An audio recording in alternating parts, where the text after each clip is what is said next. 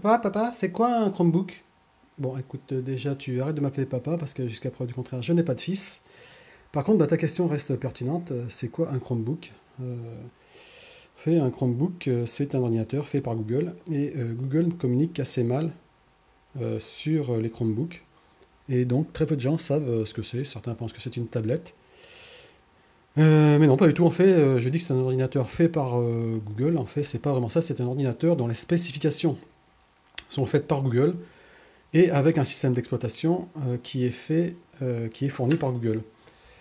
En fait, les spécifications sont les suivantes. On a une mémoire vive de 2 Go à 4 Go, un disque dur de 16, disque dur SSD de 16 à 32 Go, et les écrans, eux, vont du 11 pouces au 15 pouces. Alors moi j'ai acheté un Chromebook il y a à peu près un an. Ici en l'occurrence c'est un Toshiba, dont on peut voir le logo et puis on voit le logo Chrome ici. Donc c'est un ordinateur, un ordinateur de 13 pouces en fait, l'écran de 13 pouces. Assez léger, plutôt fin. Donc si on regarde un peu ce que l'on a sur le côté, ici on a je crois une prise anti-vol dont je ne me sers pas. La prise pour l'alimentation, un lecteur de carte SD. Sur le devant, absolument rien. Sur l'autre tranche, on a donc une prise pour casque, deux prises USB, et puis une prise HDMI.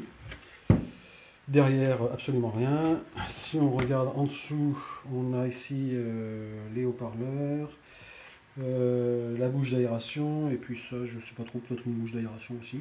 Mais en fait, c'est vraiment très silencieux.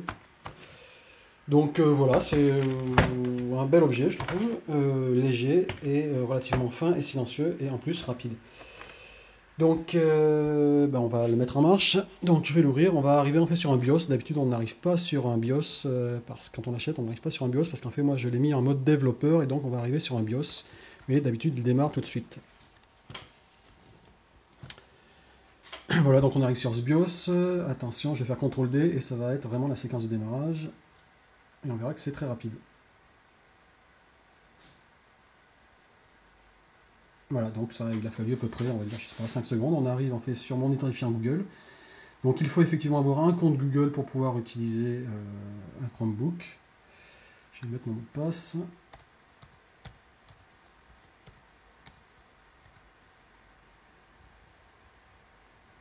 Voilà, le navigateur maison de Google se lance, qui s'appelle Google Chrome, et le système d'exploitation s'appelle Chrome OS. Le clavier, bon, si on revient un peu sur la partie matérielle de clavier, bon, ressemble à, ça donne un petit air de MacBook. Bon, le touchpad, tout ce qui est le plus classique. Ici en bas, un certain nombre d'icônes. Donc le navigateur Chrome, une icône pour accéder au mail via Gmail, Google Doc, YouTube, le gestion de fichiers, une icône Facebook et Google Drive. Alors Google Drive, donc comme je l'ai dit, on a très peu d'espace disque, 16 Go ou 32 Go de disque SSD. Évidemment, Google en fait souhaite que l'on stocke un maximum de choses sur l'espace disque de Google, qui s'appelle Google Drive, le cloud de Google, Google Drive.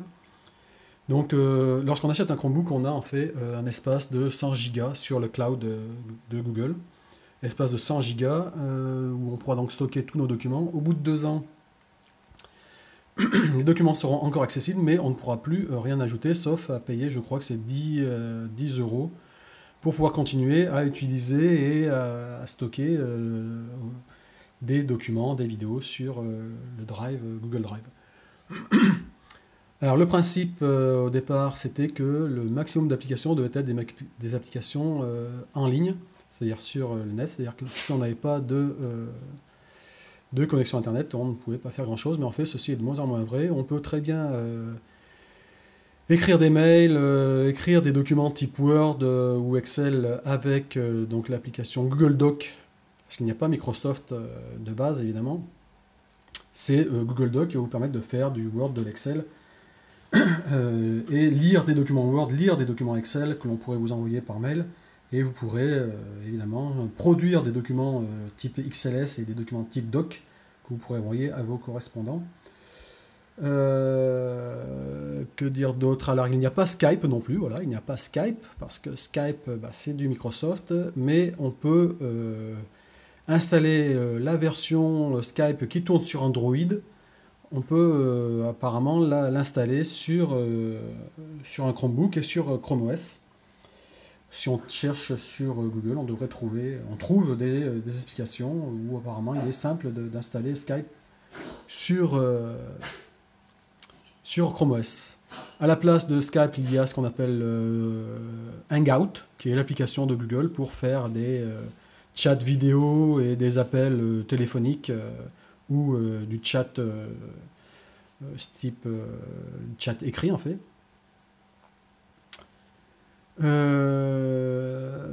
Donc évidemment on a Facebook, on a tout ce qu'on peut faire avec un navigateur internet classique, hein.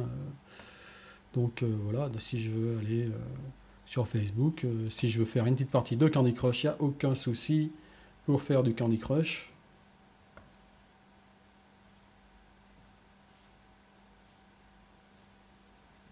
Après tout dépend évidemment de la connexion internet que l'on a. Bon.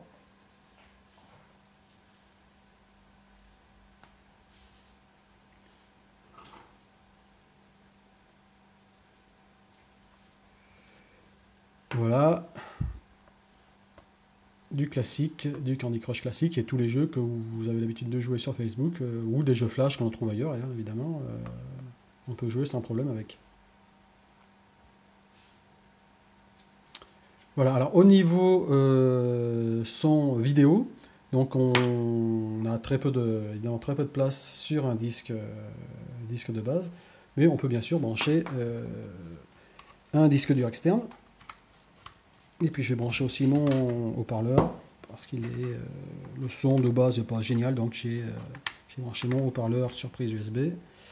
Et puis voilà, donc mon disque dur a été reconnu. On va lancer l'application d'ouverture de fichiers et on va lancer une petite vidéo, un petit Dexter par exemple.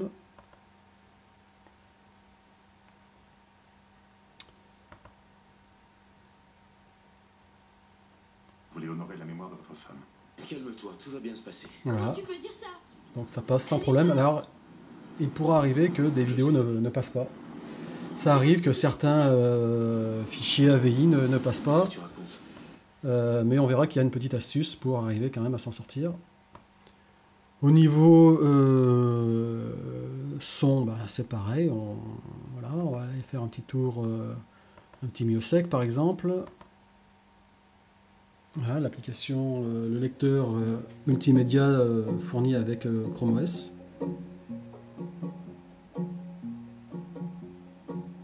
Si nous portons ainsi notre visage, c'est pour qu'il soit un jour. Voilà, donc son, vidéo, aucun souci là-dessus. Pas besoin d'être en ligne évidemment pour pouvoir travailler et écouter, écouter ou voir un film, hein, ça marchera sans problème, puisque c'est le logiciel multimédia qui ne demande pas de connexion internet particulière pour travailler. Alors on va aller faire un petit tour sur le Drive. Voilà, donc là si je veux travailler et faire un petit document Word, en fait il faut passer par le Drive. Alors a priori on peut aussi travailler sans avoir de connexion internet, hein. Je ne l'ai pas essayé. Qui n'a pas une connexion internet à la maison? Si on réfléchit bien, on est tout le temps connecté à internet, hein, que l'on soit avec un système Windows ou Chrome OS ou Linux, on est tout le temps connecté chez soi. Après évidemment à l'hôtel ou en déplacement dans le train, on n'a pas forcément une connexion internet. Mais on peut a priori quand même faire du Word, de l'Excel, assimiler Excel, assimiler Word avec Google Doc. Donc par exemple, je vais aller créer dans mon folder temp un document. Donc New Google Sheet.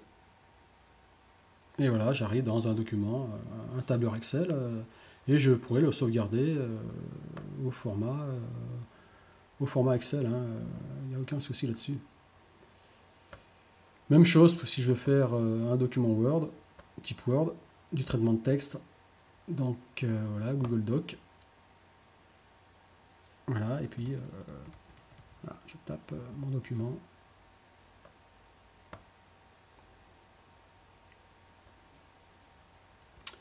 Alors je disais que voilà, c'est un système Linux. Alors effectivement, c'est un système Linux qu'il y a derrière. Et on a un shell. Comme ils ont tous, CTRL ALT T, en fait, on arrive sur un shell.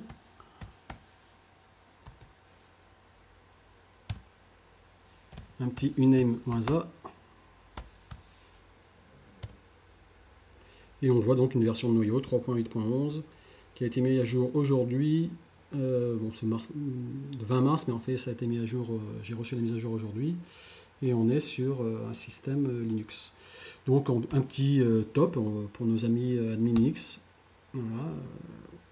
On voit que moi, j'ai en fait, j'ai 2 Go de mémoire. Un disque dur de 16 Go. Et je disais qu'il y avait certaines vidéos qui ne passaient pas.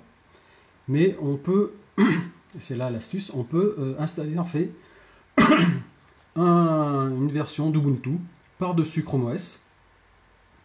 Et une fois qu'on est dans cet environnement Ubuntu, on fait toute la Logitech Ubuntu et on peut installer n'importe quel lecteur vidéo. Moi j'aime bien MPlayer, donc j'ai par exemple installé MPlayer. Et donc je vais lancer en petite démo donc un petit sudo start LXDE. En fait c'est une version d'Ubuntu, c'est Ubuntu avec le bureau LXDE.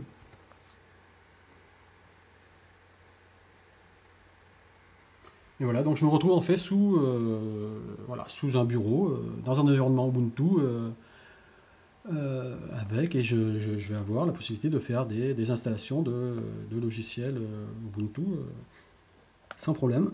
J'ai par exemple installé FileZilla, et puis Firefox, et puis j'ai aussi installé MPlayer pour lire les vidéos qui ne passeraient pas. Et on peut bien sûr, et en plus, ça qui est fort, on peut alterner entre les deux environnements par une combinaison de touches. Si j'arrive à le faire en même temps, voilà.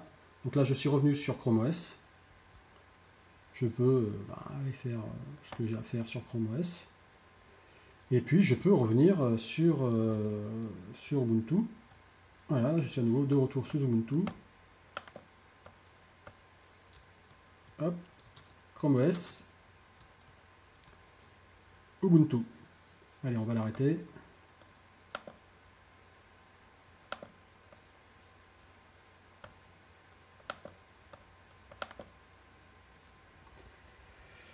Voilà, donc moi vraiment j'aime bien je suis vraiment conquis par ces petites machines. C'est rapide, léger, mise à jour très facile.